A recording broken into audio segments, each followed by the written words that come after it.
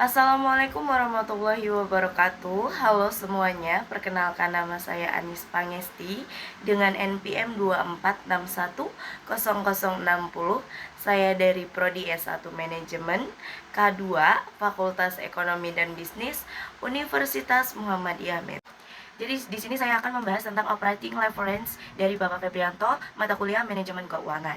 Yang operating leverage itu ada dua, yaitu DOL dan DVL yang akan kita cari. Yang pertama, DOL itu DOL dapat juga didefinisikan sebagai presentase perubahan laba sebelum bunga dan pajak sebagai akibat presentasi perubahan penjualan. Jadi DOL pada X yaitu presentase perubahan EBIT dibagi dengan presentase perubahan penjualan. Bisa juga dapat diwujudkan dalam bentuk rumus, yaitu DOL pada X sama dengan penjualan dikurang biaya variabel dibagi dengan EBIT. Untuk yang DFL, yaitu dapat juga didefinisikan sebagai presentase perubahan EPS sebagai akibat presentase perubahan EBIT. DFL pada X, presentase perubahan EPS dibagi dengan persentase perubahan EBIT. Bisa dirumuskan menjadi DFL pada X sama dengan EBIT dibagi dengan EBIT dikurang L dikurang DP dikurang dibagi dengan 1 kurang T. L itu sama dengan bunga pinjaman, sedangkan DP sama dengan dividen saham preference. Oke, langsung aja ke bagian soalnya. Baik, untuk soalnya kita mengikuti dari persyaratan dari Bapak Febrianto, yaitu menggunakan nomor belakang dari NPM. Kebetulan nomor belakang NPM saya yaitu 60, jadi untuk penjualan bersihnya yaitu 60 juta. Rumah Sakit Harapan Makmur, penjualan bersihnya yaitu 60 juta, biaya operasi variabelnya yaitu 15 juta, biaya operasi tetap yaitu 5 juta. Untuk biaya operasi variabel dan biaya operasi tetap itu dijumlahkan menjadi 20 juta. Dan untuk mencari EBIT yaitu untuk penjualan bersih dikurangi dengan penjumlahan biaya operasi variabel dengan operasi tetap. Jadi 60 juta dikurang dengan 20 juta menjadi EBIT sama dengan 40 juta. Untuk di soal, bunga pinjaman sudah ada yaitu 250.000. Jadi untuk mencari EBT yaitu EBIT dikurang dengan bunga pinjaman. Jadi 40 juta dikurang dengan 250.000 hasilnya 39.750.000. Untuk pajak penghasilan di sini yaitu ada 40% dari EBT. Jadi kita mencari EBT. Jadi kita mencari pajak penghasilan 40% dari EBT. 39.750.000 dikali dengan 40% yaitu menghasilkan 15.800.000.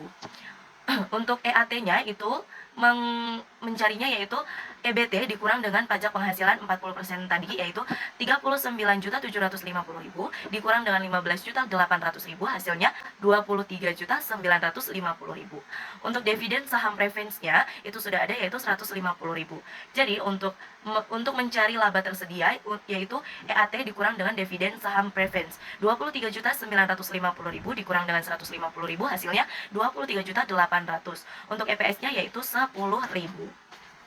Dan untuk yang di soal kita harus mencari DOL sama DFL-nya. Di sini saya sudah menemukan untuk DOL-nya yaitu rumus DOL pada 60 juta, rumusnya sesuai yang tadi, penjualan dikurangin dengan biaya variabel dibagi dengan EBIT. Hasilnya yaitu 60 juta dikurangin 15 juta sama dibagi dengan 40 juta, hasilnya yaitu 1,125. Artinya bahwa setiap perubahan 1% penjualan atas dasar penjualan 60 juta akan mengakibatkan perubahan EBIT sebesar 1,125% dengan arah yang sama. Untuk rumus DFL yaitu DFL pada X sama dengan EBIT dibagi dengan EBIT dikurang L dikurang DP dibagi dengan buka kurung 1 dikurang T tutup kurung. 1 dikurang T itu sudah ada pada rumusnya yaitu 1 dikurang 0,40.